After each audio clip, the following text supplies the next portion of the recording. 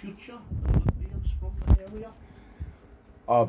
Definitely, definitely. We've got, I would say from the young kids I've got a 7-year-old Preston Greenley. He when he first came, he just wanted to mess around and have fun, which is typical of every child that steps in. New environment, they're jumping on the ropes, they think it's wrestling, things like that. And now he's at such a level where I'm ready to take him to other clubs, get him sparring with other people, and get him into the British Championships. And he's 7-year-old. Again, we have another one, Lewis. He came to me, his mum approached us and said he seems to be a bit overweight and he's having problems at school. He's being bullied at school, which I can't stand. I mean, there's no need for it. I think everybody's the same way on that one. No place, no need for it. But normally it's always the biggest guy's the bully, and he's the biggest guy and he's getting bullied. So it just shows where his confidence level was at. I had him 4 weeks. I lost him a stone, and I've spoken to teachers and other people that's actually viewed him around the school area and the setting, and they said what a difference, what an absolute difference. And again, he has come from not being able to kick to my knee height to now kicking head height with both feet.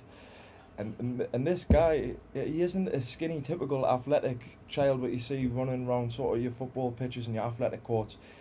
I mean, he says he just wants to get fit, drop a bit of weight and get comfortable, and now he wants to get out and fight. He's desperate to get out there and fight. He's sparring with some of my fighters. I've got a 14-year-old girl, Polly. She's ready for competition. We just missed out on a competition last year because there wasn't any other girls actually attending that one.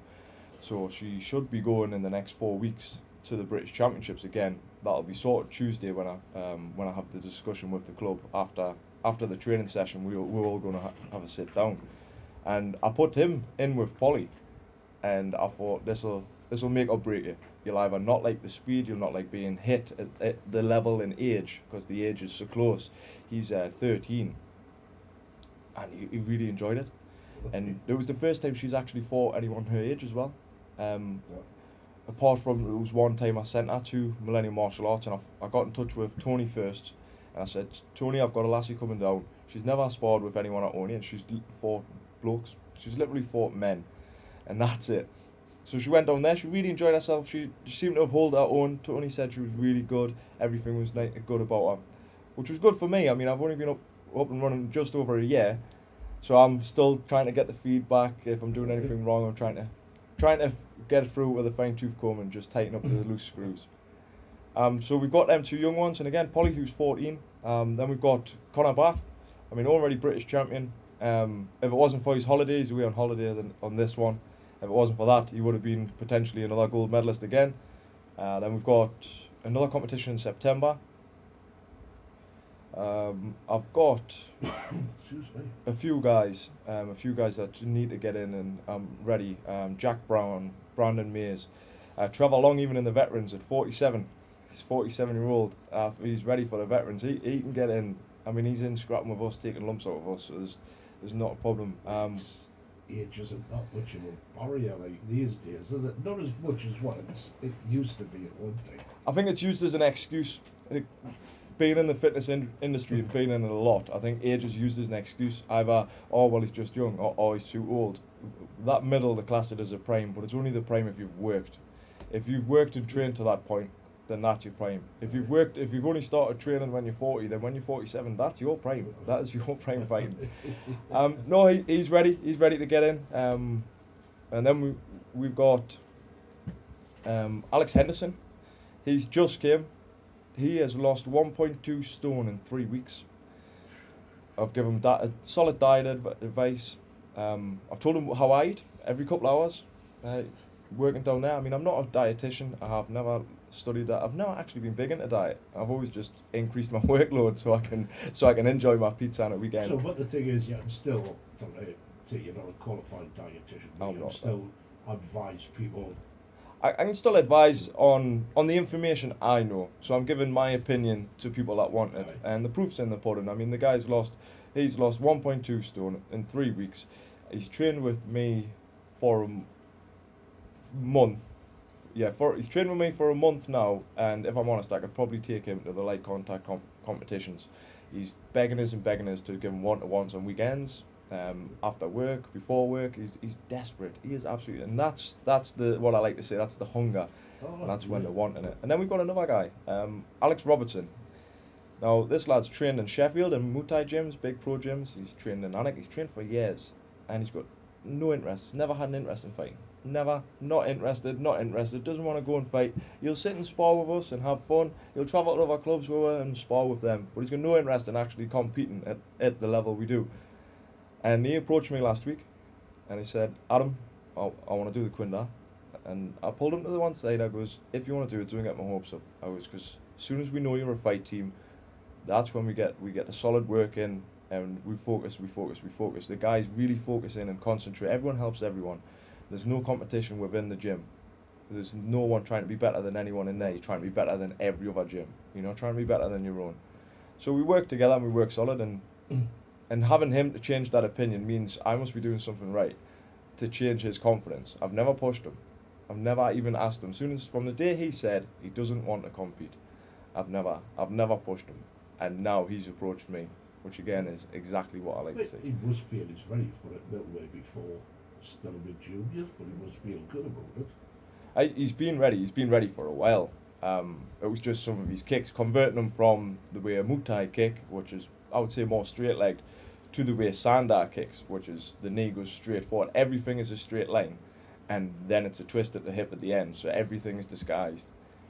As soon as I managed to get it through to him that is the way, because he was convinced the other way was quicker, faster, stronger. That might be the case, but the quickest way from A to B is a straight line. And regardless, and now he sent us videos last month, sent us videos of him training in his garden. He's got I think it's a concrete pillar, and he's wrapped a pad around it, and he was doing his kicks on that. And what a difference, just taking the advice and actually giving it a go.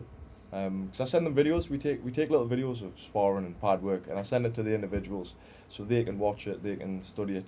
I also edit the videos, I do them in slow motion and send them, so you can see what I mean when I say it to pivot the foot or twist the hip. And the guys are just absolutely incredible. I mean, the environment you're in, even if one person turns up because everyone else can't make it off, there's situations, everyone's got to work. I mean, I'm going to be there regardless, so when it comes to exams, revision, work, overtime, you've got bills to pay. That's perfectly fine with me. Right. But the environment that we've got and the actual atmosphere that these guys cause, it makes everything worthwhile. Now, if somebody just out of curiosity just wanted to come around and just not partake in anything, but just wanted to stick their head through the doors and have a bit crack with you for 5 minutes and just fucking sit down, have a watch, you know, see what happens, would that be okay for them to do? That happens quite a bit actually. We've got a gym next door. John Kelly's got the gym next door. I think it's £150 for the year, and you get your key, and your key you got 24-hour access. Come in, switch your lights on, and work that way. And I catch them guys in the car park, and they'll come in, and like I say, we've got an open door policy, whether it's the kids class, adults class, or fitness class. If you want to come in, you want to come sit down, come watch. Come in, pop your head around the corner. Come watch, come have a look. Even if you sat watching, I've had kids and other adults who were sitting watching throughout the fitness class. Halfway through, I got them up. I was like, do you want to try it? Now you've got your confidence, now you've sat about and you've realised that it's not a gym where everyone's trying to take lumps on each other, and it's nice and controlled and relaxed. Then they get up and they get in, and I'm happy for everyone to have a taste of it. So one thing you're going to have to do for is, you see, it's what, in a month's time? Like you don't fishing. 4 weeks time. Fishing. Fishing. You can fight. But you'll have to pop back in after you've been down there. We'll arrange a time and that for you to come in. Pop in and tell how you got on, how everybody got on and that. Not a problem. And thanks very much for calling in this afternoon. Excellent, been an absolute pleasure. We'll see you again in, 5 weeks' time? Be about 5 weeks. Tell everything that's happened. 5 weeks. Thanks very much. Thank you very much, Clive. Hey, Dina, fancy one of those fresh water holes? Well, that was alright.